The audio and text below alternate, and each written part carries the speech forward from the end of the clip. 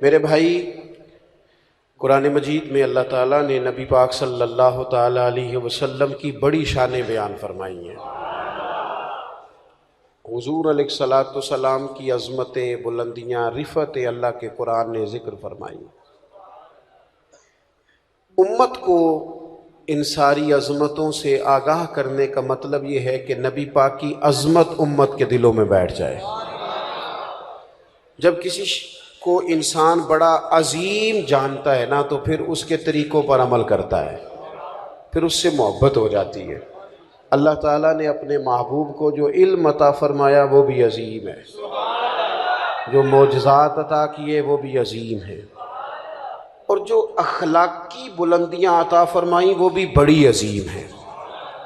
فرمایا وَإِنَّكَ لَعَلَىٰ خُلُقٍ عَظِيمٍ، اے محبوب علیہ السلام، ہم نے آپ کو خلق عظیم کا مالک بنایا ہے۔ ہمارے ہاں لوگ یہ سمجھتے ہیں کہ اخلاق صرف میٹھا بولنے کا نام ہے۔ آپ میٹھا بولیں اور مسجع مکفہ بات کریں اور جی جی کریں تو آپ با اخلاق ہیں۔ حالانکہ میٹھا تو بعض اوقات لوگ ٹریننگ کے طور پر بھی بولتے ہیں، ٹریننگ ہوتی ہے۔ آپ اداروں میں جائیں تو جو بڑے ادارے ہیں ان کے جو سیل مین ہوتے ہیں ان کی ٹریننگ ہوتی ہے کہ گاہک جو مرضی کرے تم نے کڑوا نہیں بولنا۔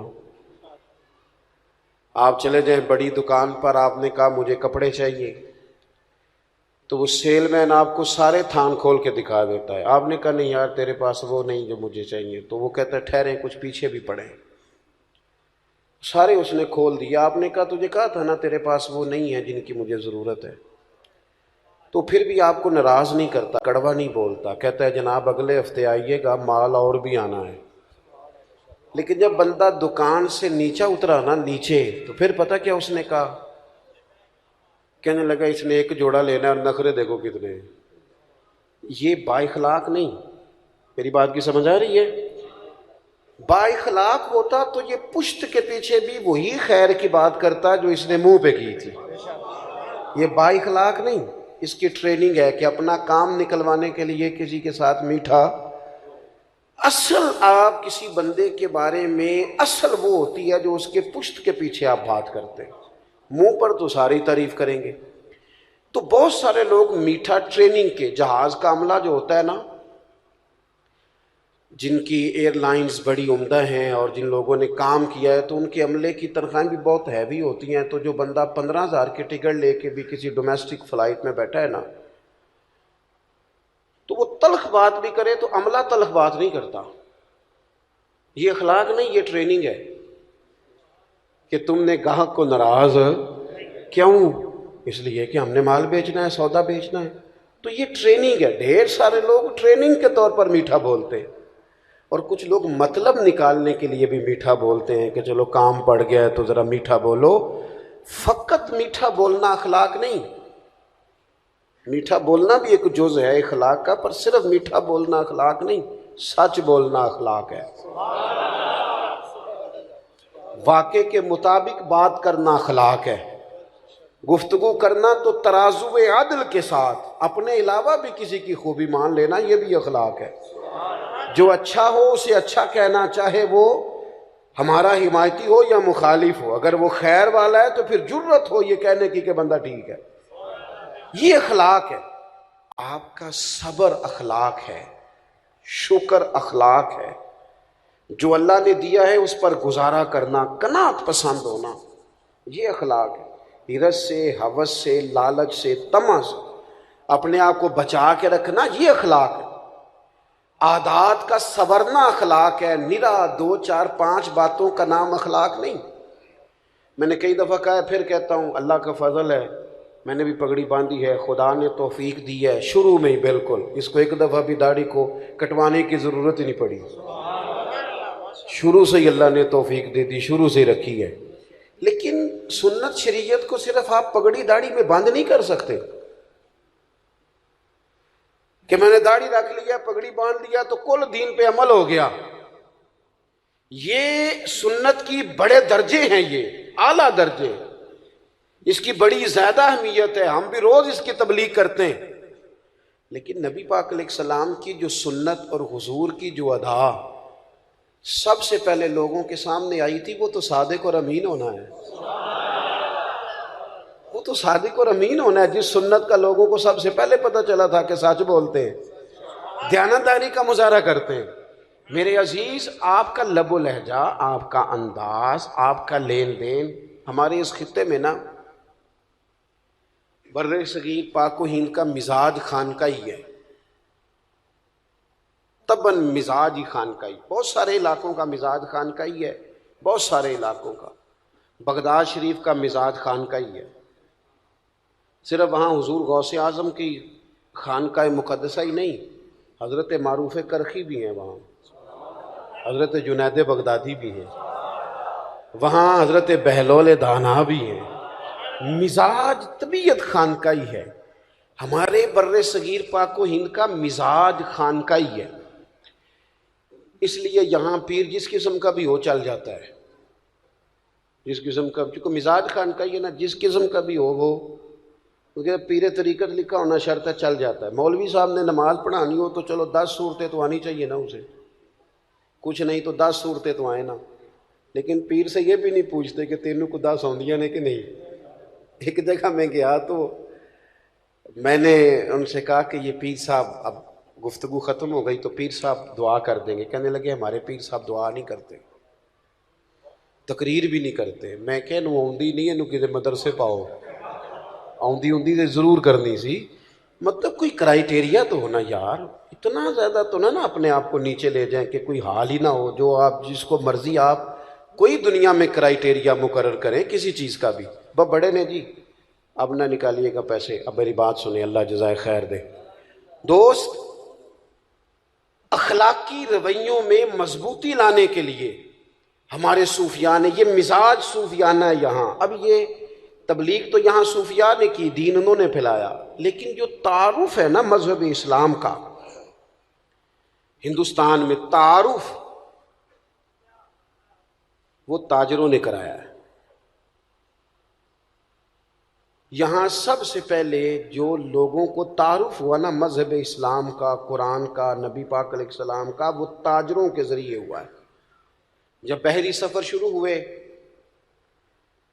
تو ہندوستان کے تاجروں کے، عرب کے تاجروں کے ساتھ لین دین کے معاملات شروع ہوئے، یہاں کی چیزیں وہاں بکنے لگی، وہاں کی یہاں بکنے لگی، لین دین ہونے لگا۔ تو یہاں کے لوگوں نے یہ دیکھا کہ عرب شریف کے جو تاجر ہیں وہ جو کہتے ہیں وہی کرتے ہیں، لین دین کے معاملات میں بڑے کلیئر ہیں، صاف ہیں۔ ان کا وہ مزاج کی نفاست دیکھ کر یہاں کے لوگوں نے پوچھا تم کس دین کے ماننے والے ہو؟ تو جب یہ پوچھنا پڑا کہ یہ جو تمہارا لہجہ ہے، یہ جو تمہارا معاملات ہیں، لینے دینے کا صفائی ہے، کس مذہب سے تمہارا تعلق ہے، اتنا اعلیٰ اخلاقی رویہ، تو عرب تاجروں نے کہا ہم رسول رحمت کے دین کے ماننے والے ہیں۔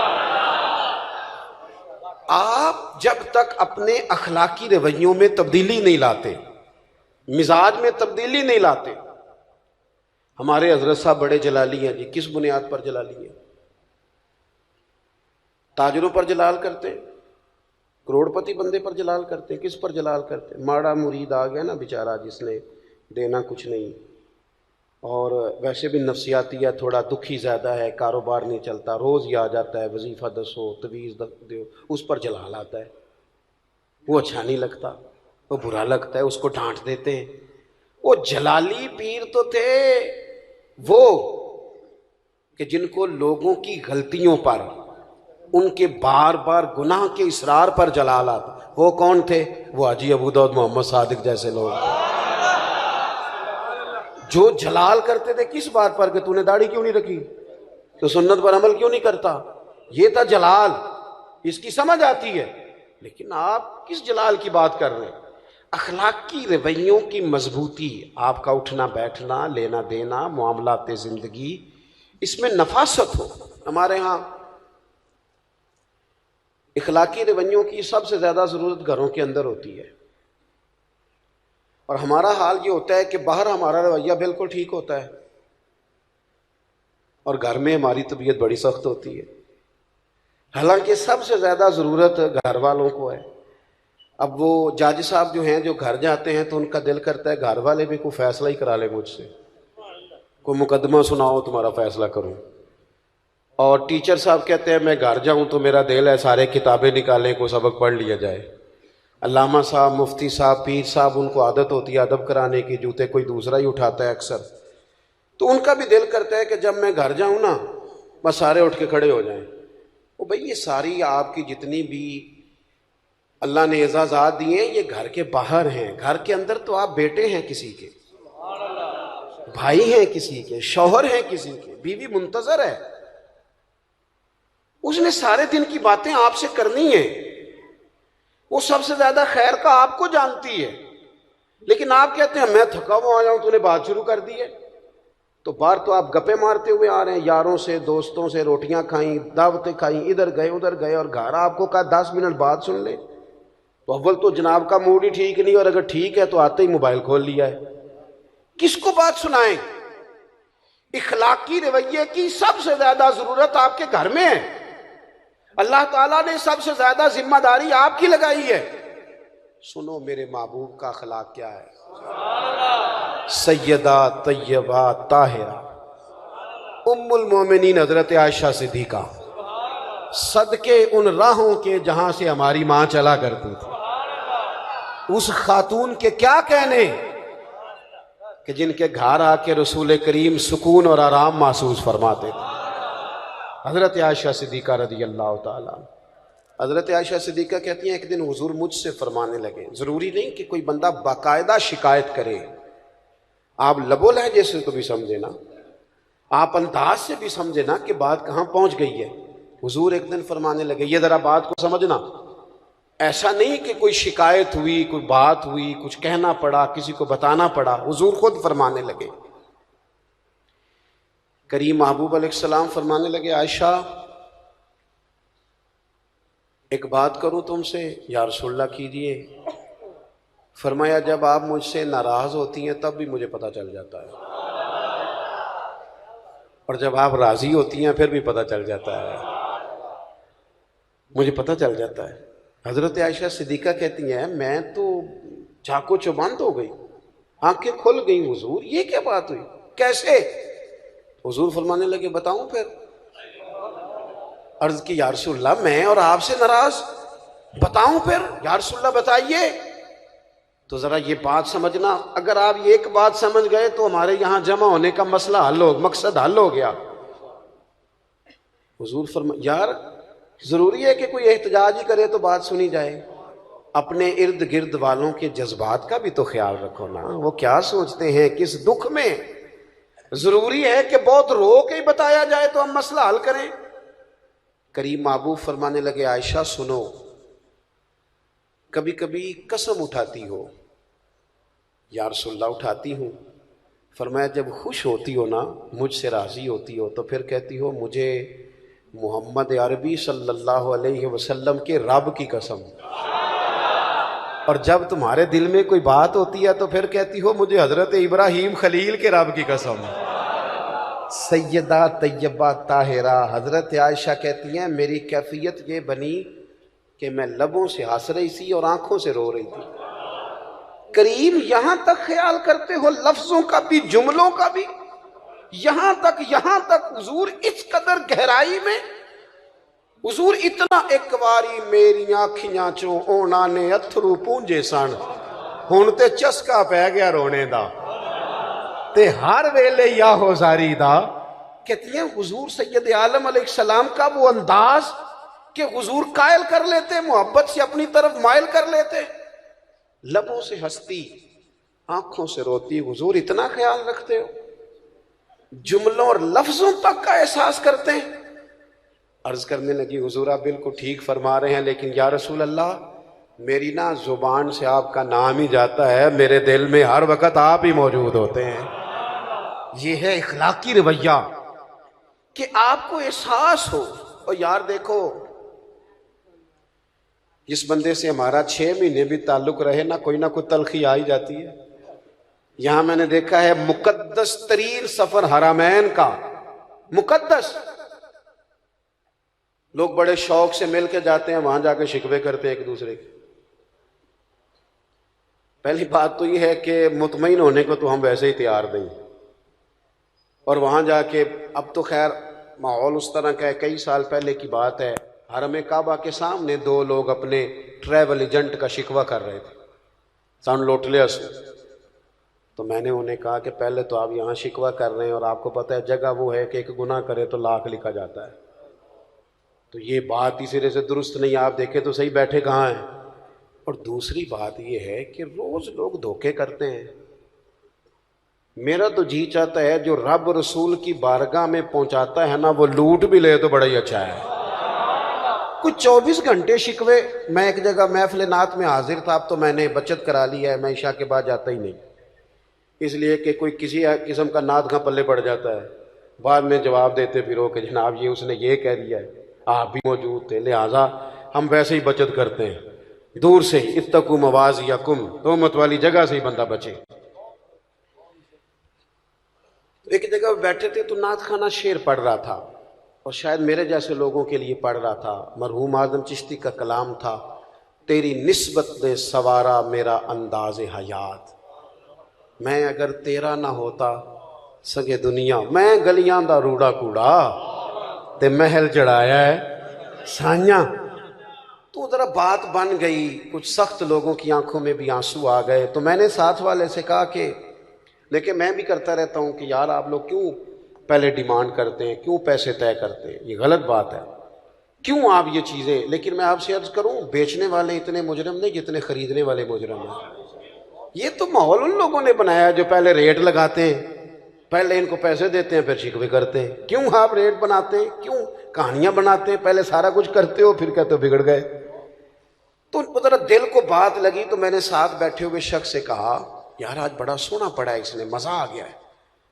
تو فوراً کہنے لگا، کہندے انہیں 40,000 لے آ جائے، یہ ہنسنے کی بات نہیں رونے کی ہے۔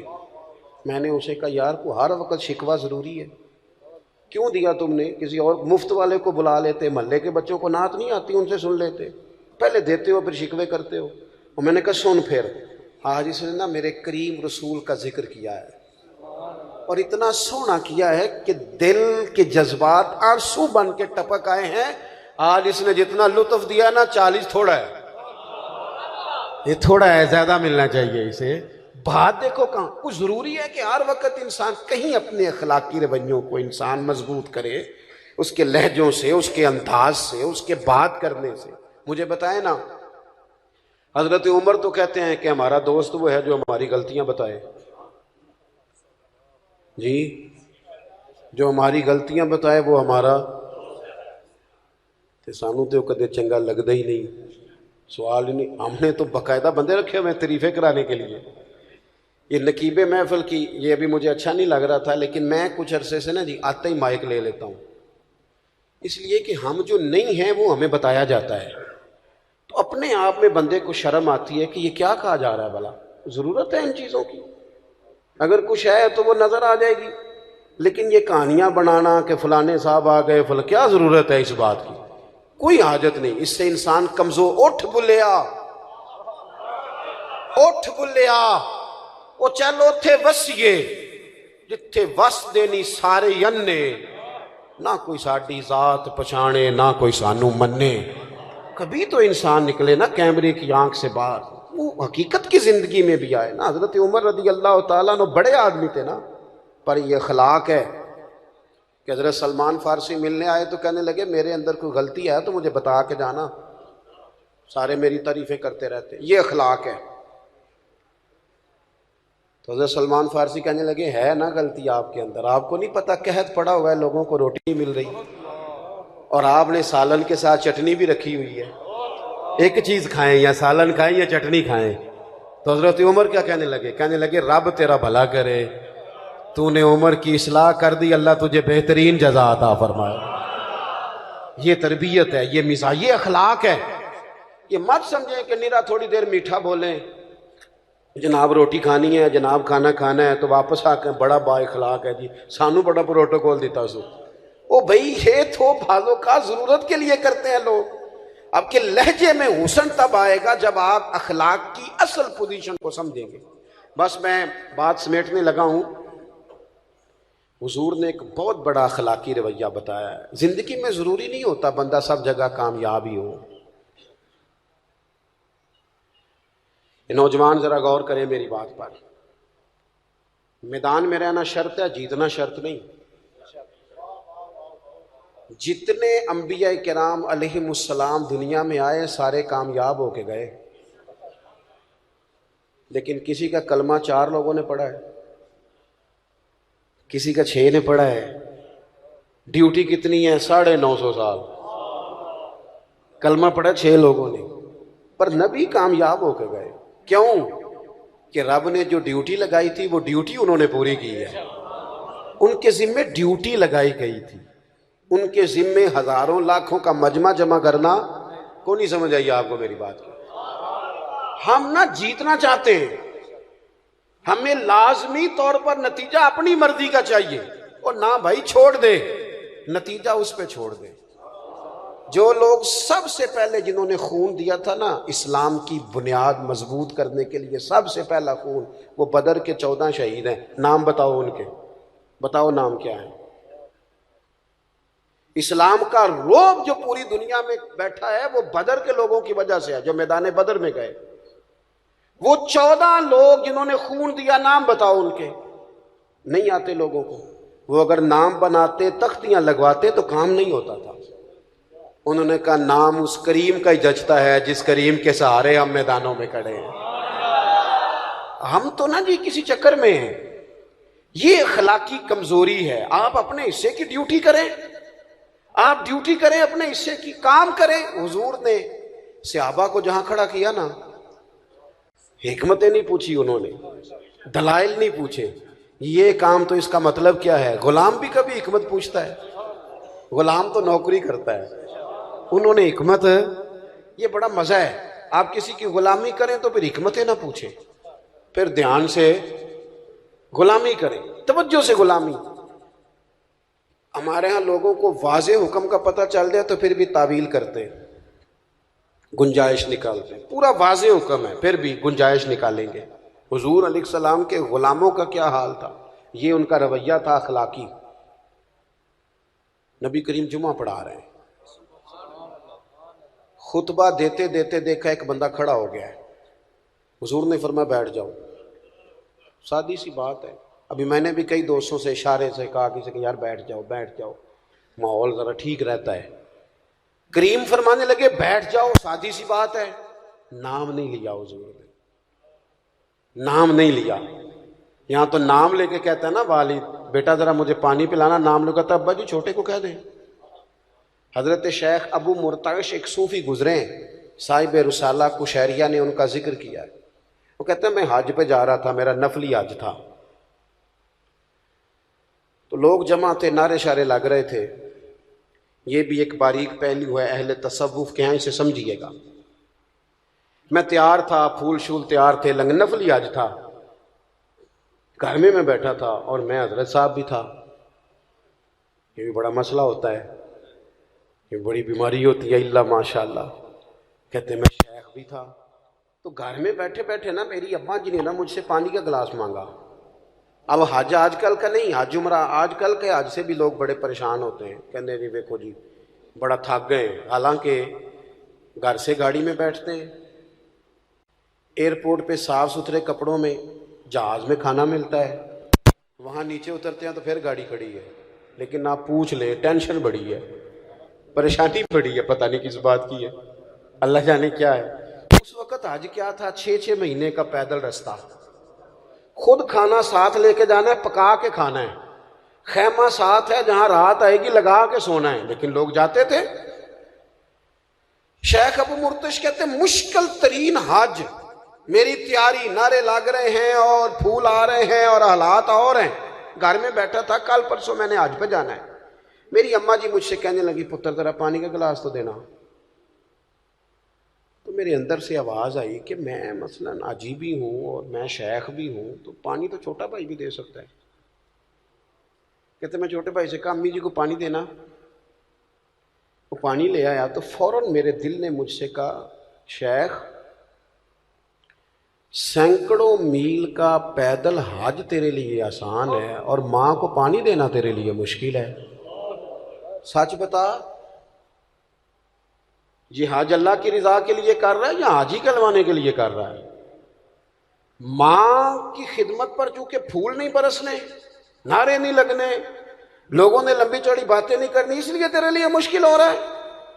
फरमाने लगे मैंने उस हज का इरादा तर्क किया और मैंने माँ से कहा माँ पहले पूरा साल तेरी ड्यूटी करूंगा, फिर तू दुआ देगी तो अगले साल हज करने जाऊंगा। बुल्ले शाह तू आसमानी उड़दियां फड़ना है, आज जड़ा घर बैठा इनू तू फड़िया ही नहीं। नबी पाक अलैहिस्सलाम ने कहा ये अखलाकी रवैया, इसको समझे। हम ना मोटी मोटी चीजों को ना जी वो बना के ना तो दिल को मुतमिन कर लेते हैं कि मैं बिल्कुल ठीक हो गया हूं, बिल्कुल मैं तो जनाब आखिरी दर्जा है मेरी तरबियत का।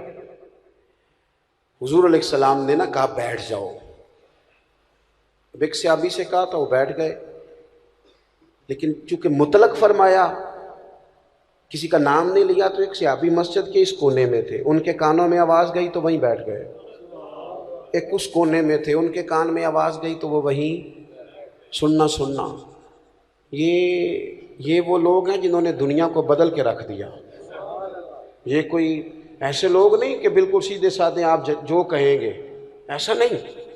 ये मामला फहम है, बसीरत वाले हैं, दुनिया को बदलने वाले हैं, लेकिन उन्होंने अपने शऊर से ये तय कर लिया था, क्या भला, कि जो करीम कहेंगे हमने वही करना है। ये तय कर लिया था। ये होता है अखलाकी रवैया कि आप समझदार हों तो फैसले सियाने करें। एक सहाबी बनु गनम में थे, अभी उनके कानों में आवाज गई बैठ जाओ, वहीं बैठ गए।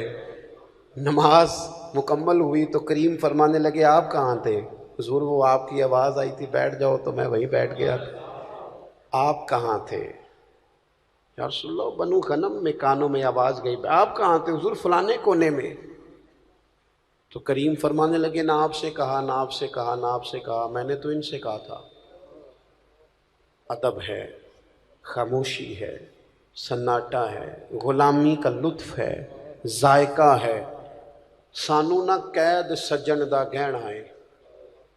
वो किसी को हथकड़ी लगी हुई थी तो किसी ने पूछ लिया कि ये क्या है? वो कहने लगा ये सानू कैद सज्जन दा गहना है, तो वो जिंज रखे उंज रहना है। ये उसके नाम का ना गहना पहना है, वो जैसे रखेगा वैसे। हुजूर ने फरमाया कहाँ थे? या रसूलल्लाह वो आपकी आवाज आई। फरमाया ना आपसे कहा, ना आपसे कहा, मैंने तो इनसे कहा था। तो दस्त बस्त अर्ज की हुजूर आपने नाम तो नहीं ना लिया। हमने कहा बैठ जाओ तो हम बैठ गए। अपनी जिंदगी में ये है अखलाकी रवैया कि दीन का हुक्म कहीं इशारतन भी पहुंचे तो बंदा दौड़ के उस पर अमल करे। लेकिन हमारा ये हाल है कि चंद चीज़ों को ना, चंद एक चीज़ों को तय करके अपनी मर्जी का अमल, और अपनी मर्जी से ही अपनी मर्जी। एक साहब आज आए हुए थे जुम्मे में, कहने लगे टाइम। मैंने उनसे कहा यार मैं बता नहीं सकता आपको कि मैं कितना टाइम के मामले में परेशान हूँ, सुबह से शाम तक सफ़र करता हूँ, हद हो जाती है। तो कहने लगा मैं आपसे बड़ा प्यार करता हूँ, टाइम दे दे। मैंने फिर उससे सवाल किया, यही वाला जो आपसे कर रहा हूँ। मैं कहा जे टाइम ना देता तो फिर भी करेगा कि नहीं? ये कमाल है, नहीं समझ आई बात की? मुझे आपसे मोहब्बत है, शर्त ही है कि आप मुझे। मैं कहा जे ना देता थे उन्हें को नहीं सके जवाब दिता जिमें तुसी चुप हो ना सारे। वो भी गौर ना मैनू तकदा सी।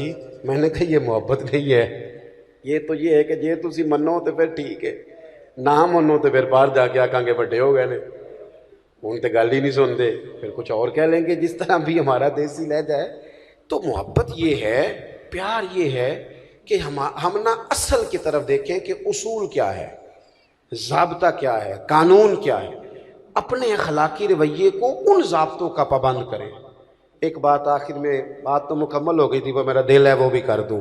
हुजूर ने एक रवैया और भी सिखाया है और बाकायदा बैत ली हुजूर ने सहाबा से। हज़रत हकीम बिन हिज़ाम कहते हैं हुजूर ने फरमाया मेरी बैत करो। अर्ज़ की हुजूर किस बात पर? इस्लाम पर तो हम बैत कर चुके हैं।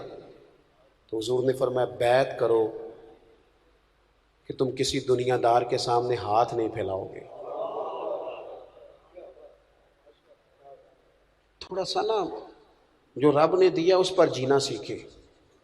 بس کوئی بندہ آپ کسی کروڑ پتی آدمی کی طرف بھی کبھی امید لگائیں گے تو چند ہزار کے بعد بھی بات کرے گا۔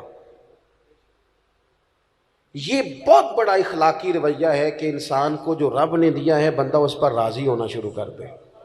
حضرت حکیم بن حزام کہتے ہیں ہم نے بیعت کی تھی کہ محبوب ہم دنیا داروں کے سامنے کبھی ہاتھ کمزور کر دیتے ہیں، لوگ آپ دکھڑا سنا کے دیکھ لیں، بنتا بھی کچھ نہیں اور آپ کی بات بھی ادھر ادھر نکل جاتی ہے۔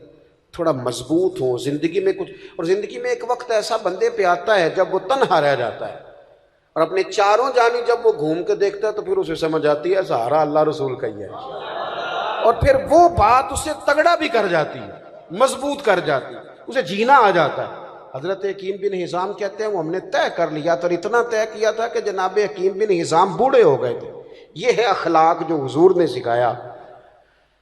بڑھاپا تھا، گھوڑے پہ بیٹھے تھے یا اونٹ پہ بیٹھے تھے تو ہاتھ کے اندر درہ تھا، وہ درہ زمین پہ گر گیا، قریب غلام کھڑا تھا، حضرت حکیم بن حزام خود نیچے اترے، وہ درہ اٹھایا، دوبارہ بیٹھنے لگے تو ذرا تکلیف ہوئی تو خادم کہنے لگا حضور مجھے بتا دیتے، فرمانے لگے حضور سے وعدہ کیا ہے کہ کسی سے سوال نہیں کروں گا۔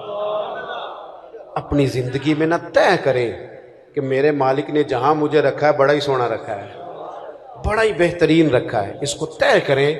اگر آپ اپنے رب کی عطا پہ مطمئن ہو جائیں گے تو زندگی مطمئن ہو جائے گی۔